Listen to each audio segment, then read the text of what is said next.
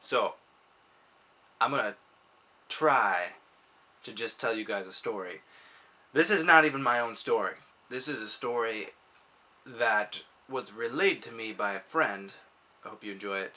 As with pretty much anything I do, if one person smiles one time because of this, then it'll be worth it. To begin with, it's essential to understand the context in which this happens. The setting for this story is a conservative Bible college in the 80s,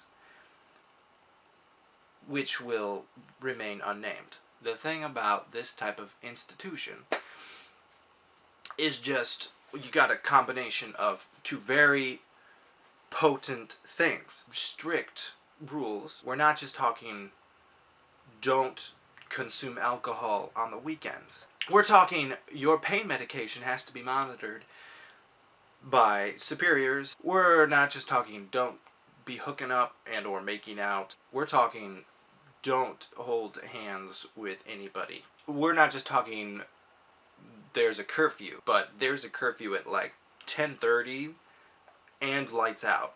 And by lights out, I mean lights out. That's just how the game is played.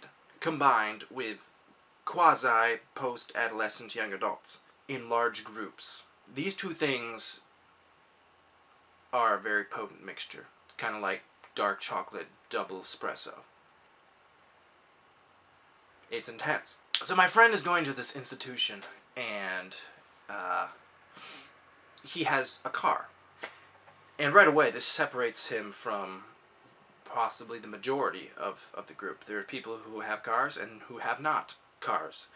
Truck, 15-passenger van, vehicle, whatever the case may be. The people who have cars, you're going to have to make a decision on whether you're going to let other people who have not cars borrow your car, or you do not let people borrow your vehicle. You gotta take your advice from Han Solo and not let Lando get a scratch on the Millennium Falcon, because it's just wrong. So his friend comes up to him and she asks if she can borrow the car for a babysitting job.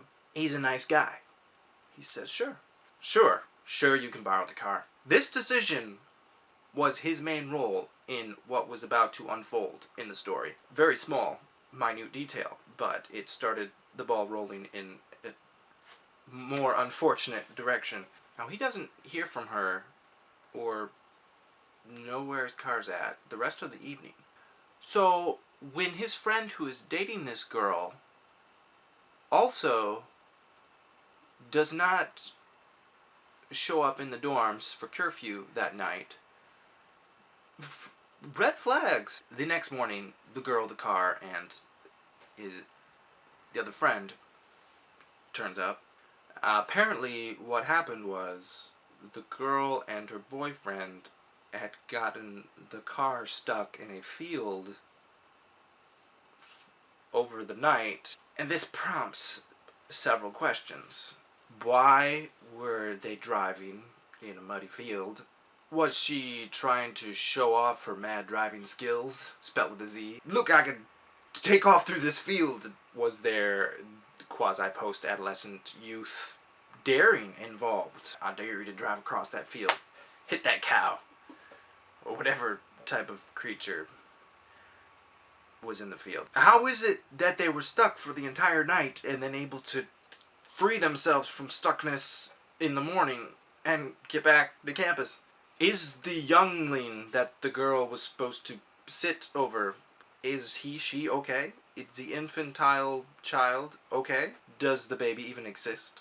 Just a lot of questions. A lot of questions, but speculation is not ours to make. The point is, my friend only knows what he knows, and it was his car, so he gets nervous, to say the least, when he is summoned to the president's office of this unnamed institution. Now, the president I've heard described as a burly-chested man of great stature, a buff dude, intimidating. And let's not forget that the most intimidating thing about this is the demerits. They're probably going to be coming at you pretty hard, and with the demerits fly in, you got to be careful. Apparently, in the year that this friend was at this institution, an accumulation of 150 demerits on your demerit account would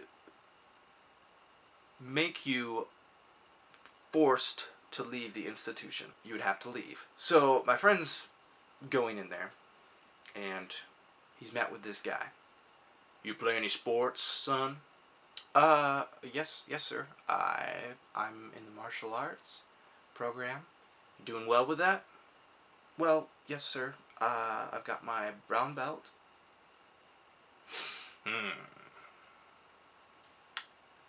See those marks on the wall over there?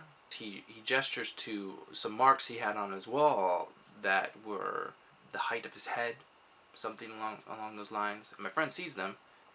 Yes, sir. Every day, I do push-ups in here. And those marks are the place that I put my feet when I do push-ups. Every day.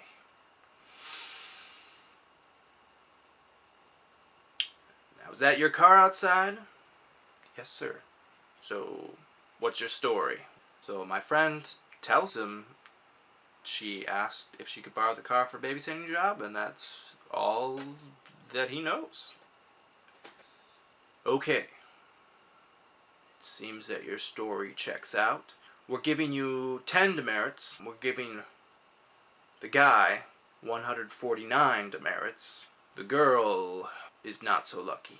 So he walks out of there with 10 demerits. He gets out the door, meets his guy friend, who has 149 demerits now. They're walking down these steps, and there's a lobby down there. He says he remembers it like it was yesterday.